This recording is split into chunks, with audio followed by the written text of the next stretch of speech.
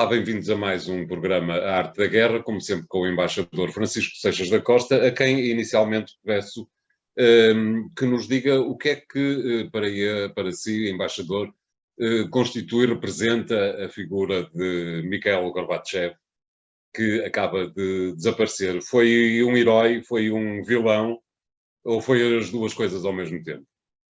Eu acho que foi um ator do seu tempo da história. Digamos, Gorbachev, ou Gorbachev, como se queira dizer, é alguém que representa, no fundo, o fim da União Soviética. A União Soviética acabou por mostrar-se frágil e não estar à altura da competição, em particular com os Estados Unidos. Convém dizer que a União Soviética nos anos 50 e até nos inícios dos anos 60 tinha uma economia relativamente próspera e com uma capacidade até de afirmação, sei lá, por exemplo, no plano das viagens espaciais, de algumas tecnologias, etc., muito importante. Mas há, de facto, depois uma perda na competição internacional e, digamos... Liga ao rearmamento, embaixador? Liga essa perda de competição ao rearmamento? A perda de competição é de natureza económica, na minha opinião, quer dizer, é a incapacidade à escala internacional e até no plano da própria melhoria das condições de vida internas, a União Soviética não ter conseguido dar uma satisfação mínima para os seus cidadãos. A qualidade de vida que se tinha na União Soviética nos anos 80, eu conheci a União Soviética nos anos 80, tive 15 dias na União Soviética nessa altura. A qualidade de vida era trágica no plano, provavelmente havia gente que vivia muito bem, mas a esmagadora maioria das pessoas tinham grandes dificuldades. E, portanto, isso aparentemente, segundo os especialistas, representava uma economia que, no seu modelo estatizante, no seu modelo, em particular, da concentração na economia pública, era infuncional. E, portanto, esse colapso do modelo soviético tem os titulares na altura, e o titular na altura era Gorbachev. Há uma sucessão de líderes que vem depois de Stalin, com Khrushchev, ou Khrushchev também, como se queira dizer, que depois se prolonga por Brezhnev, e há um longo período com Brezhnev, com Kosygin no governo, e depois houve aqueles dois líderes de transição, Andropov e Chernenko. Curiosamente, Andropov vem exatamente da mesma origem funcional depois de Putin, que é o KGB. Chernenko já é, digamos, aquela expressão quase gerontocrática do poder, e chega-se ao momento em que surgem umas caras, e eu recordo muito bem, na altura, que havia uma espécie de uma leitura, os kremlinólogos faziam uma leitura daquelas caras que apareciam, quem era, quem não era. E um dia, nos anos 80, veio ao Porto, a um congresso do Partido Comunista Português, um cavalheiro que tinha uma mancha na cabeça, que se dizia que fazia parte da nova geração. E houve uma grande curiosidade sobre esse senhor, que se chama Mikhail Gorbachev, e que mais tarde, digamos, acabou por ser a figura que acabou por assumir o poder na União Soviética. Ele foi primeiro secretário-geral do Partido Comunista da União Soviética e depois acabou por ser presidente da União Soviética durante apenas 2 anos. E, portanto, Gorbachev, curiosamente, não teve por parte do Partido Comunista Português um reconhecimento na hora da sua morte igual ao provável acolhimento e aos aplausos que teve no Congresso do Porto nos anos 80, mas enfim, a vida é o que é e o mundo mudou muito. O Gorbachev tem no fundo, titula essa mudança e titula de uma maneira que tem algum sentido realista. Embaixador, peço desculpa por interromper, mas diga-me, por favor, titula essa mudança, mas desde o início que previa essa mudança, ou foi essa mudança que acabou por ultrapassar os planos do próprio Gorbachev? Claramente, Gorbachev não queria o fim da União Soviética. Certo. Isto é muito claro. Gorbachev não queria o fim da União Soviética. Gorbachev queria introduzir medidas de alteração do funcionamento da União Soviética. Nós temos as palavras que na altura se falava muito, a glasnost, a transparência, a questão a questão da imprensa, a questão da liberdade dos mídias, etc. E a perestroika, que era a reestruturação com elementos de desburocratização, mas também de funcionalidade maior da economia.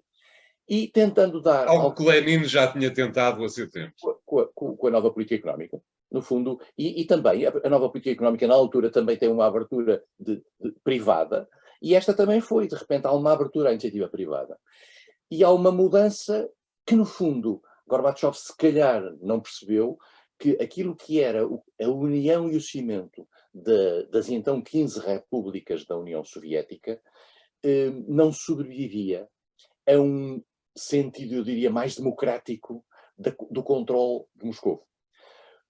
Gorbachev dá um sinal ao Ocidente de que não está disponível para utilizar a força militar para evitar a dissidência dos países do centro e do leste da Europa, como tinha acontecido na Hungria, como tinha acontecido na Checoslováquia. Gorbachev não faz isso, e mais do que isso, dá um sinal extremamente importante de que está disponível para aceitar, se essa for a vontade local, a reunificação alemã.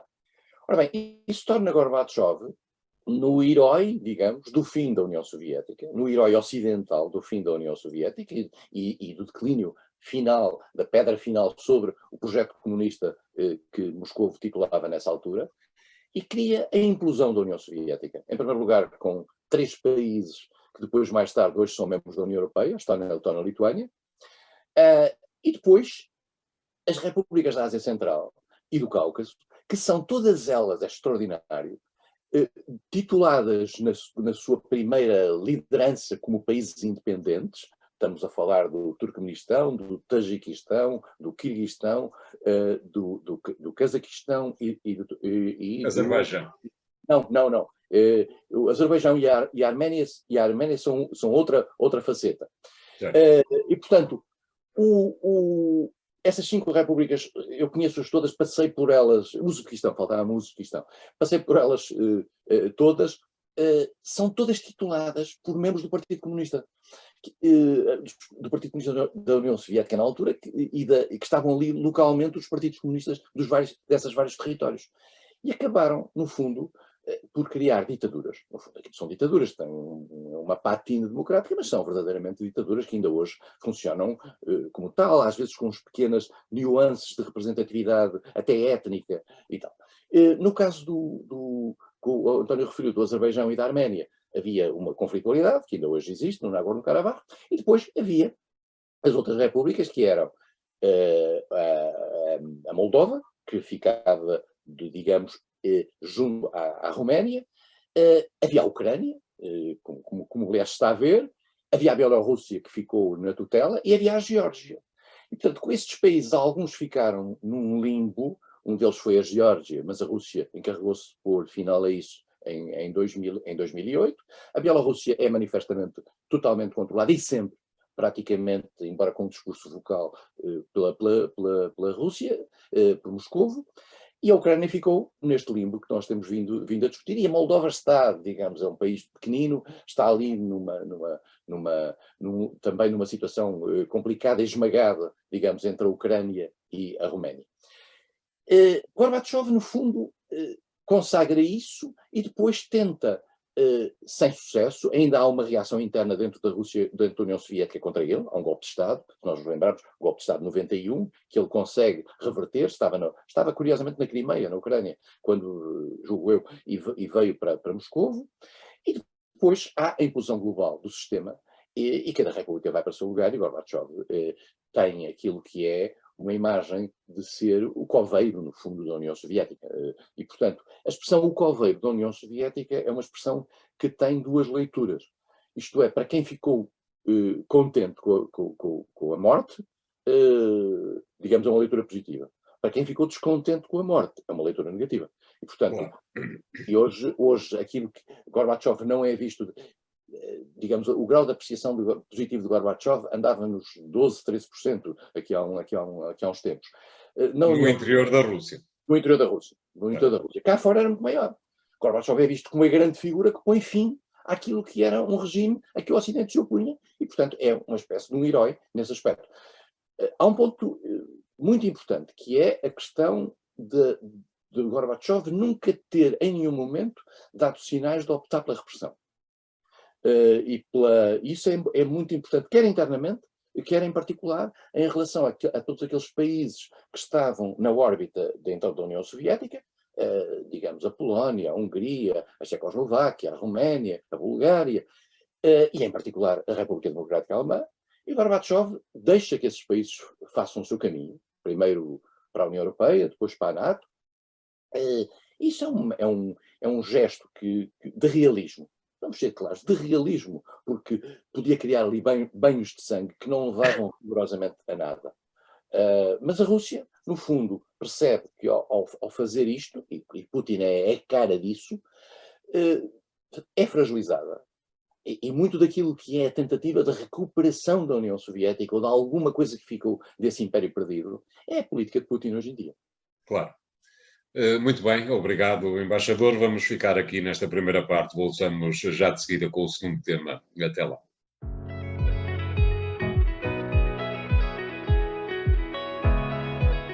Bem-vindos à segunda parte de A Arte da Guerra. Deixamos os mortos para voltar para os vivos. Parece Konstantin Simonov. Queria agora pedir ao embaixador Seixas da Costa que abordasse a questão da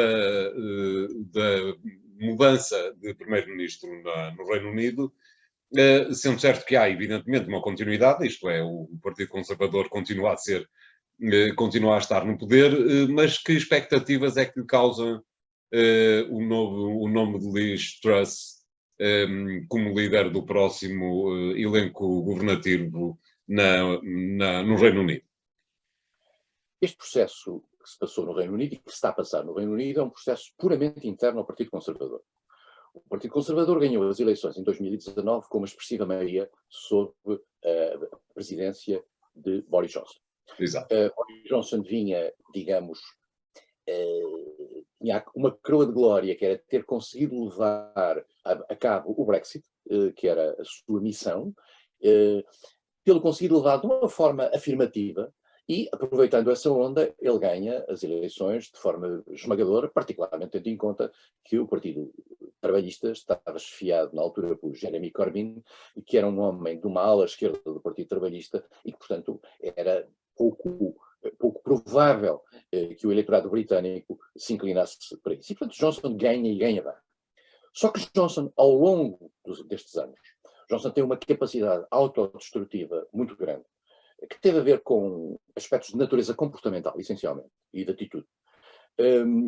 E que, em particular no caso da pandemia, foram muito evidentes os comportamentos, o caráter errático e também muita mentira, digamos, muita mentira no plano da afirmação pública e política. E os conservadores, que têm um parlamento que é seu neste momento, maioritariamente, começaram a perceber que se mantivessem esta liderança até às próximas eleições que estão previstas para 2024, acabavam por ser derrotados, particularmente por um partido trabalhista que foi lentamente crescendo em credibilidade através de Keir Starmer, que é uma figura mais moderada, de um outro Labour mais moderado e mais pragmático. Starmer tem vindo a criar, até ao nível das sondagens, uma distância grande em relação aos trabalhistas, aos conservadores, está numa coisa da ordem dos 17%, segundo as sondagens. A gente depois sabe que as eleições são o que são, mais tarde as coisas não são bem assim, mas de qualquer forma isto significa que há uma mudança no eleitorado britânico, digamos, de maior apreço por parte de um partido trabalhista com uma agenda não radical, não tão radical como era aquela de Jeremy Corbyn. E, portanto, perante isto, já como tinham feito com Margaret Thatcher em 1990, os conservadores vêem-se livres de Boris Johnson. E vêem-se livres de Boris Johnson e fazem um processo interno de afastamento de Boris Johnson, através de uma espécie de golpe de Estado interno dentro do grupo parlamentar. Só que o grupo parlamentar queria substituir Boris Johnson, porque queria uma cara passível, digamos, de ser uma cara ganhadora para as eleições de 2024. Desapareceram várias figuras ali, foram eliminadas várias figuras potenciais no início e ficaram para o final Liz Truss e Rishi Sunak. Rishi Sunak era um antigo ministro das Finanças de Boris Johnson, que se afastou de Boris Johnson uns dias antes numa atitude que foi vista como uma certa traição. Liz Truss era mais, foi mais leal a Johnson, era a sua ministra dos Negócios Estrangeiros, tinha estado com Johnson muito forte, de forma muito afirmada durante todo o tempo da questão ucraniana, e portanto é uma cara também para isso, e tem palavras para um dossiê complexo que é muito próximo de Johnson, que é o dossiê da Irlanda. Exatamente. E o que é que aconteceu? Aconteceu que o grupo parlamentar, maioritariamente, não queria Liz Truss e preferia Rishi Sunak, só que, de há uns anos para cá, contra a prática antiga, por exemplo, uma prática que estava em vigor no tempo de Margaret Thatcher, em 1990, eu vivia em Londres nessa altura e assistia a este processo, a decisão sobre a mudança de líder não é feita pelo grupo parlamentar só, é feita também pelos militantes do partido. E, portanto, o grupo parlamentar, no fim, chega a uma shortlist de 2 nomes, e esses 2 nomes vão aos militantes. E os militantes têm uma atitude ao contrário, isto é, preferem Liz Truss, que é uma mulher, que é uma pessoa afirmativa, que tem um discurso hiperconservador e liberal, do que Rishi Sunak, que tem uma atitude mais realista, talvez, com maior precaução, tendo em conta a sua experiência como Ministro das Finanças, particularmente no momento em que o Reino Unido vive uma situação dramática em matéria de aumento de custo de vida, em matéria de dificuldades energéticas. Liz Truss um discurso verdadeiramente escola de Chicago para o futuro. Sunak tinha um discurso, eu não diria que era neo-keynesiano, mas é um discurso, digamos, mais moderado em termos de ousadias de natureza ideológica. E, portanto, o que é que nós vamos ver? Vamos ver em que medida a prática dirá se Liz Truss, cuja capacidade até de afirmação política era relativamente limitada, vai ou não conseguir, com a sua aparição à frente dos conservadores, dar ao resto dos deputados que ali estão e que querem ser reeleitos, na maioria dos casos, uma figura que permita combater Keir Starmer. Há quem diga que Sunak seria muito melhor para combater Keir Starmer, há quem diga que, pelo visto, o eleitorado, não é o eleitorado, os militantes do Partido Conservador têm uma leitura mais conservadora do que os próprios deputados do Partido Conservador e, portanto, preferem esta senhora. Esta senhora não vai ter um estado de graça nenhum, porque a situação hoje em dia é muito complexa, no Reino Unido, como em toda a Europa, como nós vemos, e, portanto, a senhora vai ficar à prova muito rapidamente. Diga-se também, no entanto, uma coisa um bocadinho irónica, que é, as expectativas são tão baixas relativamente a Liz Truss, que tudo o que ela fizer será ótimo. É evidente. Perguntava-lhe, antes de continuar na questão dos impostos, que talvez seja exatamente essa questão que o embaixador fala entre realismo e o discurso de Chicago, perguntava-lhe se lhe parece razoável, em termos de uma democracia, que o próximo presidente, que o próximo primeiro-ministro do Reino Unido tenha sido eleito por 80 mil pessoas do país. António, é um modelo que existe no Reino Unido, foi o modelo que levou John Major ao poder, que esse não foi eleito por 80 mil pessoas, foi eleito por umas centenas de deputados conservadores. E, portanto, eu acho que o sistema é mais democrático agora do que era no passado. E, portanto, é claro que pode ser um pouco esquisito, mas nós temos um exemplo histórico da democraticidade de uma escolha de um presidente num país em que as coisas são muito mais importantes, que são os Estados Unidos. Se nós nos lembrarmos que Richard Nixon foi presidente e tinha como vice-presidente, está-me a escapar o nome, e esse vice-presidente foi afastado do poder, e Nixon cooptou para o poder Gerald Ford. E depois afastou-se Nixon, e Gerald Ford subiu a presidente. Escolhido apenas por Nixon. Portanto, por digamos, é uma escolha quase, porque o vice-presidente é quase uma escolha pessoal do presidente. Claro. Às vezes faz uma compensação mais liberal, o outro menos liberal, mas, de todo modo, nós tivemos um presidente dos Estados Unidos que nunca foi eleito, sequer num ticket. E, portanto, digamos, esse sistema britânico, apesar de tudo, e o António tem razão, foi escolhido só por os militantes do Partido Conservador, mas é a vida, é assim que as coisas são. Idiosincrasias da democracia ocidental. Acredita, embaixador, que a nova primeiro-ministro do Reino Unido vai conseguir descer os impostos ou foi mesmo uma promessa eleitoral, vamos dizer assim? Não sei, eu acho que estas coisas, em matéria fiscal, isto não há grandes milagres, tem a ver um bocadinho com a história da manta a cobrir o espaço. Quer dizer, ou se aumenta os impostos para alargar a manta, ou se diminui aquilo que é o dispêndio público. E, portanto, a senhora tem uma postura de numa fase destas, fazer, aparentemente, uma libertação e uma abertura relativamente aos impostos, o que torna complicada a pergunta de saber como é que ela vai encontrar recursos para sustentar as políticas. Ou então, que políticas é que vão sofrer com essa limitação de recursos. Ela tem uma resposta para isso. E a resposta para isso é dizer que o crescimento vai provocar riqueza, é a resposta liberal tradicional, o crescimento vai provocar riqueza, essa riqueza é taxada e com base nesses impostos fazem-se políticas. Claro. Se as coisas funcionarem assim, assim serão. A grande questão está em saber, e essa que era a diferença doutrinária entre Sunak e Truss. Sunak dizia, nós nesta fase temos que fazer um combate à inflação imediato, um bocadinho à luz daquilo que fez o governo português há dias, e ela diz, não, o que é preciso é estimular a economia, nesta fase, em que estamos a caminho de uma recessão, vamos estimular a economia, isso vai dar um crescimento, e com isso vamos ter impostos, e com isso vamos pagar as políticas públicas. Vamos ver como é que isto funciona, e em particular, há um ponto importante, que é a questão da Ucrânia neste aspecto. O Reino Unido é, provavelmente, de todos os países do espaço europeu, União Europeia e outros, o mais afirmativo e o que tem feito um esforço maior para apoio ao governo de Kiev. Apoio financeiro, material militar, etc.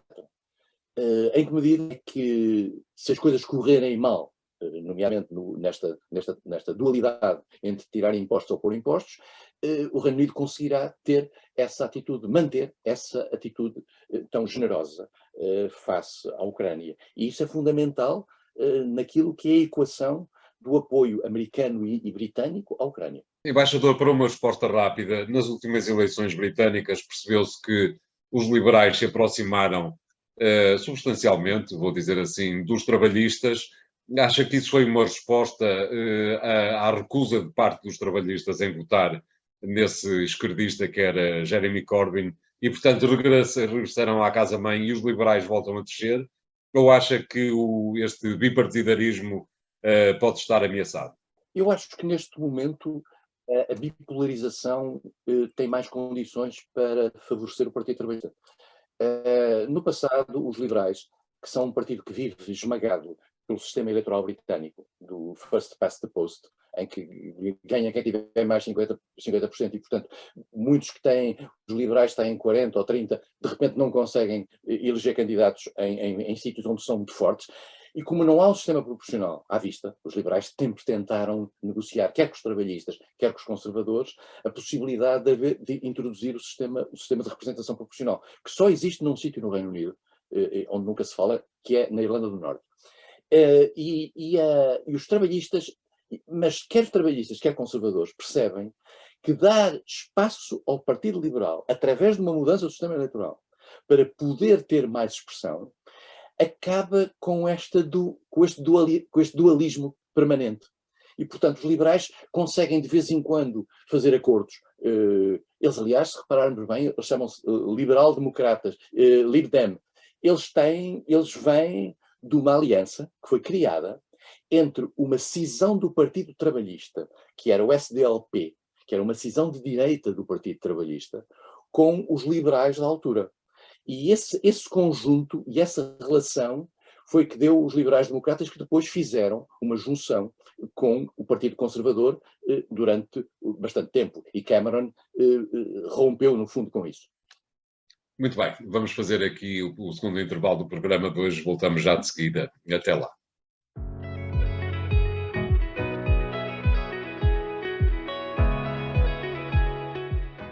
Bem-vindos à terceira parte de A Arte da Guerra, desta vez para regressarmos aos Balcãs, onde temos ido várias vezes, e pedi-lhe, embaixador, que me dissesse o que é que lhe parece que é esta viagem que está a acontecer do presidente da Turquia à Sérvia, à Bósnia e à Croácia.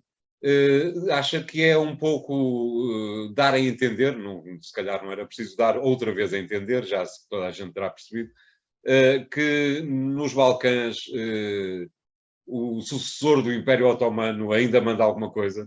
É muito interessante este périplo e é muito interessante o que tem vindo a ser feito por Erdogan, às vezes até discretamente.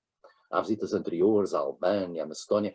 É muito interessante ver este avanço, porque isto representa, de certa maneira, o tentar colmatar, eu diria, alguma orfandade em que os Balcãs vivem, particularmente a partir do momento em que a União Europeia colocou alguma pausa naquilo que parecia ser a sua evolução para se tornarem membros da União Europeia alguns países, ou a totalidade, no caso de estarem cumpridas as condições para isso.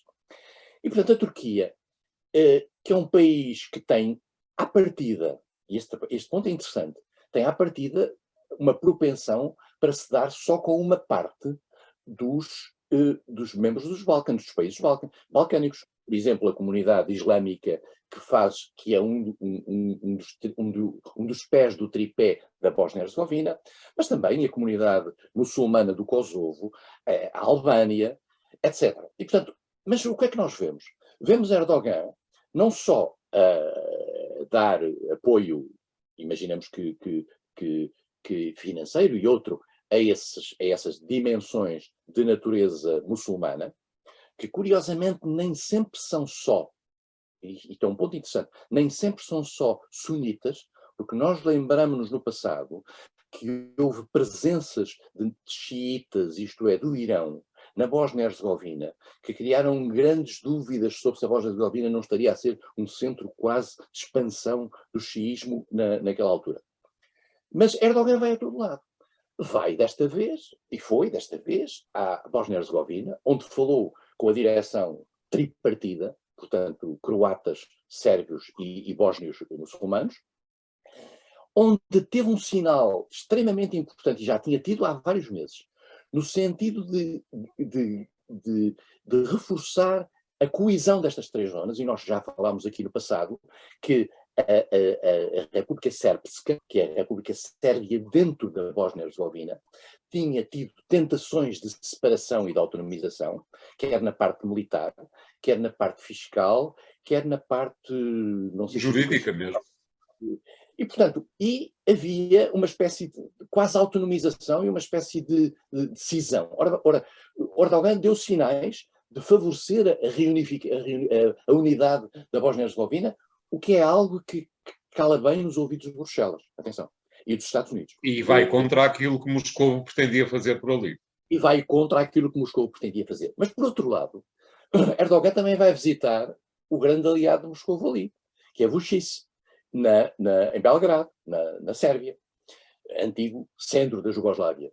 E, portanto, faz toda esta... E depois vai buscar, e vai fazer no último ponto da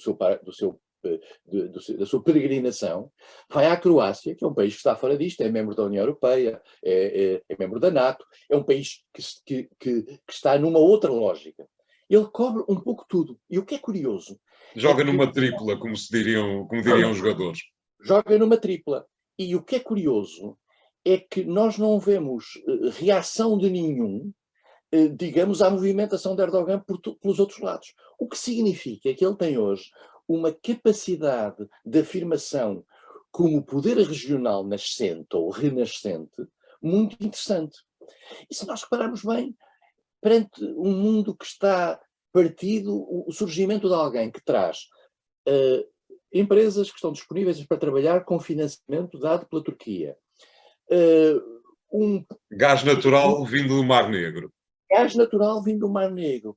Numa situação em que a dependência ou é isto, ou é a ida ou é colocar-se sob a dependência russa, ou da União Europeia, mas a União Europeia não estava muito interessada, agora acordou, aparentemente, depois do que se passou com a Ucrânia, acordou um pouco para a realidade dos Balcãs, mas se calhar Erdogan foi cedo e vai por aí. A grande dúvida que existe sempre em relação a Erdogan, independentemente de todas as reticências que se possam colocar no tocante àquilo que é que é a democraticidade do seu sistema e a evolução autoritária dentro da própria Ucrânia, da própria Turquia, a grande questão está em saber em que medida é que Erdogan tem condições de natureza económica para todo este aparato.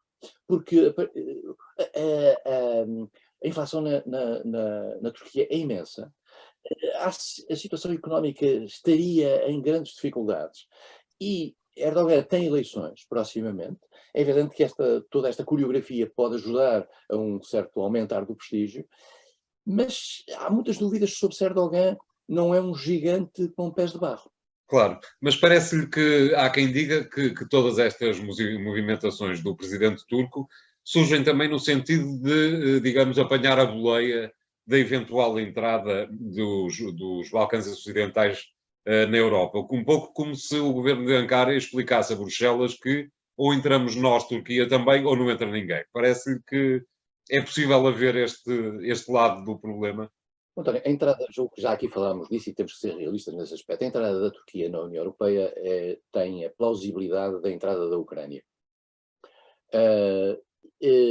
A Turquia e a Ucrânia são países com uma dimensão e que colocam desafios a algumas das políticas centrais da União Europeia que são, neste momento, completamente incompatíveis com aquilo que são os níveis de despesa que a União Europeia está disposta a dar, que os países da União Europeia estão dispostos a dar à União. E eu não vejo, com toda a franqueza, que haja uma disponibilização e uma abertura suficiente por parte dos países da União Europeia para, por razões meramente políticas, e o meramente não é um insulto, mas que são razões de natureza política ou geopolítica, fazerem um esforço, por exemplo, de aumento da contribuição através do seu produto nacional para a União Europeia, o que para sustentar as políticas que seriam necessárias para ter a Turquia lá dentro e para ter a Ucrânia lá dentro. Eu não vejo num tempo plausível. Isso numa perspectiva de unanimidade. E se de repente estas decisões políticas, nomeadamente no que tem a ver com o alargamento, deixarem de terem que ser unânimes. Coloca essa hipótese, embaixador. Eu negociei 2 tratados da União Europeia e conheço bem o funcionamento da União Europeia. Para que as decisões deixem de ser unânimes, essa decisão tem que haver unanimidade. É claro que você pode dizer, mas há maneiras de fazer a pressão sobre os países, etc. Em matéria de política, a unanimidade, António, nós quando falamos de unanimidade cometemos um erro muito grande. Nós pensamos que a unanimidade significa o voto de Portugal, o voto da Alemanha, o voto da França, o voto... Não, não é assim. Significa o voto da Alemanha, que tem 29 votos, e Portugal tem 12. Exato. Significa no Parlamento Europeu uma diferença monstra naquilo que é a representação dos vários países. Significa, portanto, que ao prescindir da unanimidade, os países estão a prescindir da voz, particularmente aqueles países que não estão no mainstream dos interesses médios da União. E gostava só de dizer uma coisa, é que se nós não tivéssemos a unanimidade dentro da União Europeia, a quando tocasse Timor, em que pudemos bloquear a União Europeia para obrigar a União Europeia a não fazer concessões, por exemplo, em relação à Indonésia, nós não tínhamos conseguido fazer vingar o caso de Timor. Portanto, foi a unanimidade quem nos garantiu isso. Agora, a unanimidade tem outros efeitos de natureza mais perversa. Mas a unanimidade, há 2 coisas na União Europeia que têm de ir junto. A eficácia tem sempre que ir junto com a legitimidade. E você nunca pode pôr um país completamente isolado, no sentido de que os seus interesses não são tidos em conta, porque os outros os esmagaram. Eu acho que há uma grande ingenuidade e uma grande falta de sabedoria histórica quando se fala no fim da unanimidade. Muito bem, obrigado, embaixador. Antes de fechar o programa, queria dizer que na próxima semana o Arte da Guerra vai saltar uma edição. Passaremos diretamente para a semana seguinte.